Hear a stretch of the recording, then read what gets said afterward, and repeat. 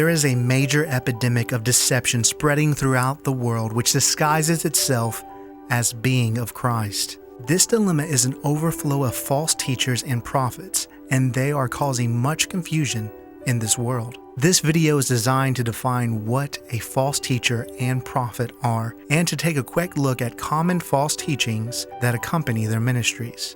Interesting fact, did you know that the book of Philemon is the only book in the New Testament that doesn't address false teachers or prophets? That means that the other 26 books address such matters because this was a major issue in the early church. Now, if this was a problem back in the first century, then how much more today? In 2 Corinthians 11, Paul states that he was afraid that through craftiness of these false teachers, minds would be led astray from the simplicity and purity to Christ. Paul's fellow apostle Peter also predicted this and was passionate about exposing the ways of false prophets.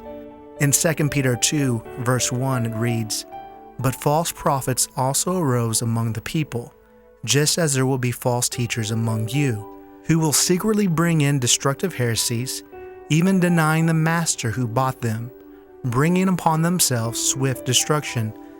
Now notice how Paul states that they will be among you.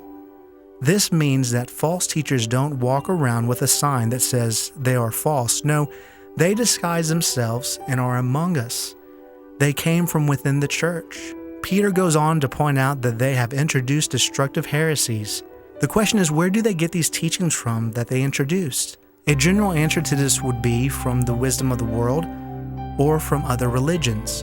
But what's most troubling about this verse is that in their teaching, they deny the master that bought them.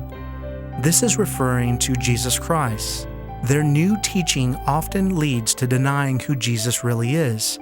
In other words, they may teach of a Jesus, but if you pay close attention, they teach a different Jesus. They'll steal from his deity by giving him a sin nature or an old self. Sometimes they'll directly deny that Jesus is God and make him an angel or a lesser God. In the worst circumstance, they'll teach that he was just a man. Peter goes on to say, "And many will follow their sensuality, and because of them, the way of truth will be blasphemed." This text reveals that people will follow such teachers and buy into a different gospel. Individuals will be drawn to them because of corrupt reasons. Perhaps they prefer their teaching over the Bible. In today's time, these men teach of SelfISM. Webster's dictionary defines SelfISM as concentration on self-interest or a system of selfish ethics.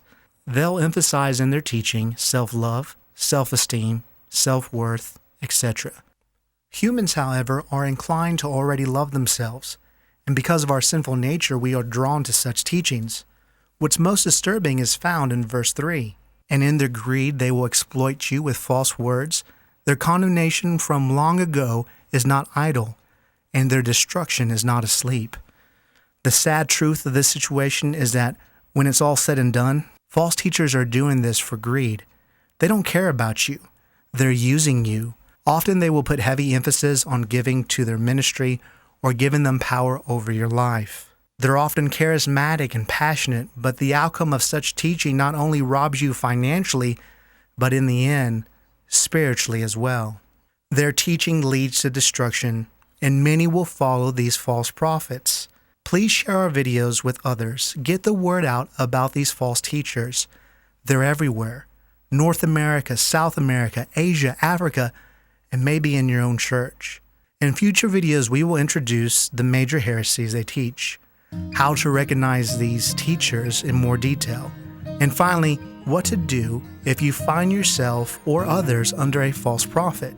The Bible will be our teacher throughout this series, being our light in this dark world, and the grace of the Lord Jesus Christ will be our salvation.